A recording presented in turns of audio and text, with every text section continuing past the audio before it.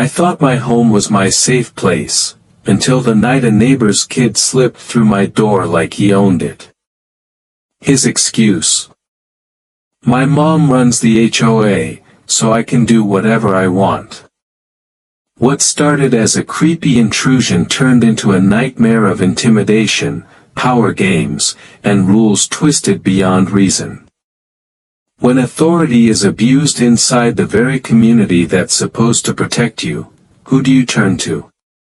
Stay with me, because what happened next didn't just shake my trust in the HOA, it changed everything. When I first moved into the neighborhood, I thought I'd finally found the kind of community people dream about. Neat sidewalks lined with freshly trimmed hedges, houses painted in perfect shades of beige and cream, and kids riding bikes in quiet cul-de-sacs.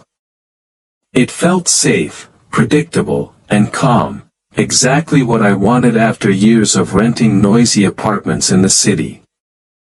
My little house wasn't the biggest on the block, but it was mine.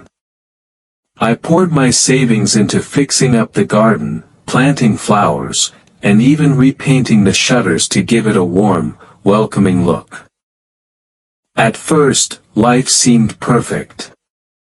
Neighbors waved politely, dogs barked in the distance, and every weekend, families gathered at the community park just down the street. There was a sense of order here, the kind you only get in a neighborhood with an active HOA. I didn't mind the rules, at least, not at the beginning. If anything, I figured they kept the place clean, quiet, and respectable. But behind the manicured lawns and friendly smiles, there was something else lurking. A feeling I couldn't quite shake. People whispered about fines for small mistakes, about notices left on doorsteps for grass growing too tall or a trash can left out too long. And then there were the stories, the ones about certain board members who seemed to believe the HOA gave them power over everyone else's lives. I brushed it all off, telling myself it wouldn't happen to me. But deep down, I knew this picture-perfect neighborhood had cracks beneath the surface. And those cracks were about to split wide open, dragging me into a battle I never saw coming. At first, the little warning signs didn't bother me. A note taped to my front door reminding me that trash bins weren't to be left out past 8 a.m. on pickup day. A form letter slipped under the doormat warning that my hedges were slightly uneven and might affect community standards. Annoying, yes, but nothing worth losing sleep over. But the pattern didn't stop. If anything, it grew sharper, more personal. One morning I found an official envelope from the HOA in my mailbox. A fine for $50 because I'd left a garden hose coiled on the front lawn instead of putting it away in the shed. The absurdity made me laugh at first, but the laughter soured quickly. 50 here, 100 there, it started adding up. And the more I complied, the more they found new reasons to knock me down. Behind it all, there was one name I kept hearing whispered: Karen. She was the self-proclaimed queen of the neighborhood, head of the HOA board, and the kind of person who strutted around like the sidewalks belonged to her family. She had a reputation for pouncing on every minor infraction, unless it came from her own household. Then the rules mysteriously didn't apply. I'd catch her son, a lanky teenager with a smirk permanently etched on his face, cutting across my lawn on his way to the park. I bit my tongue the first few times, convincing myself it wasn't worth a fight. But when he started leaving his soda cans and candy wrappers scattered in my flower beds, I finally confronted him. He shrugged, tossed out a line that froze me: "Mom runs the HOA. I can do whatever I want." I should have known then that this wasn't just about rules, it was about power. And Karen wielded it like a weapon.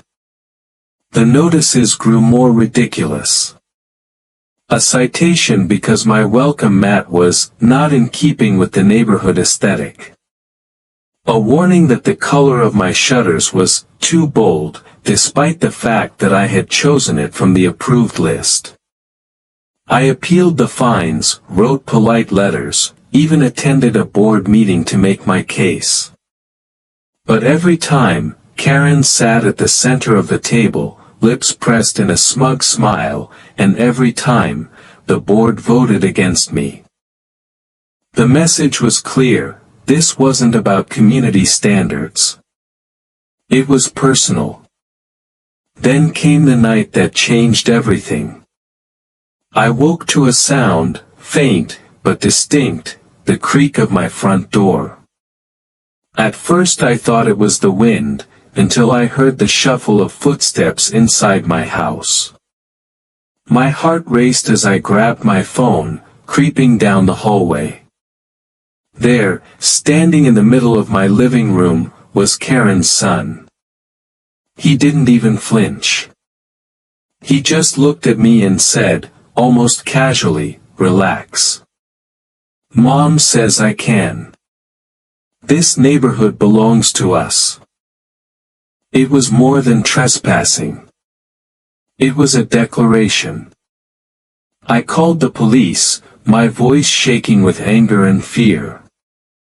But when the officers arrived, the boy leaned back against the couch like he was in his own living room. He repeated the same line, that his mother ran the HOA, that I couldn't touch him. And here's where the shock deepened. One of the officers actually hesitated, almost as if Karen's influence stretched even into their patrol car. They didn't arrest him. They didn't even give him a warning. They told me to work it out with the HOA.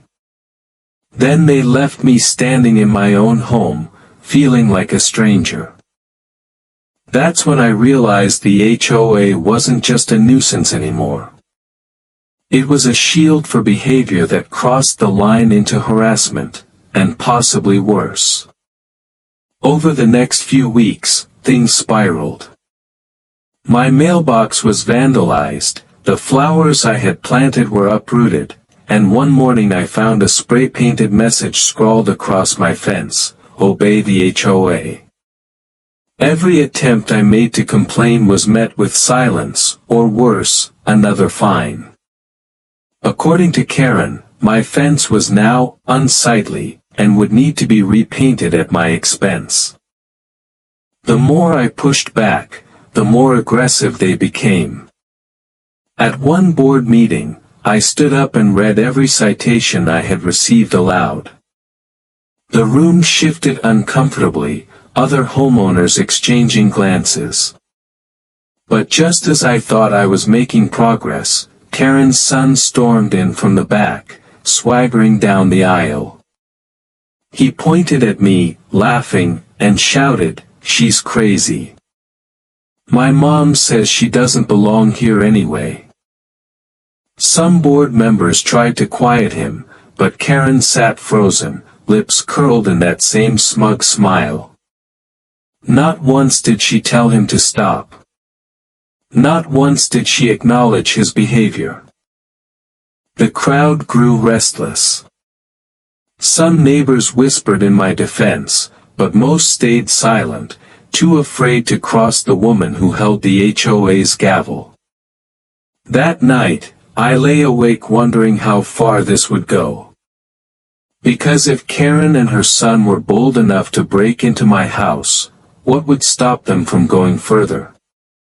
And then, something happened that made the entire neighborhood take notice.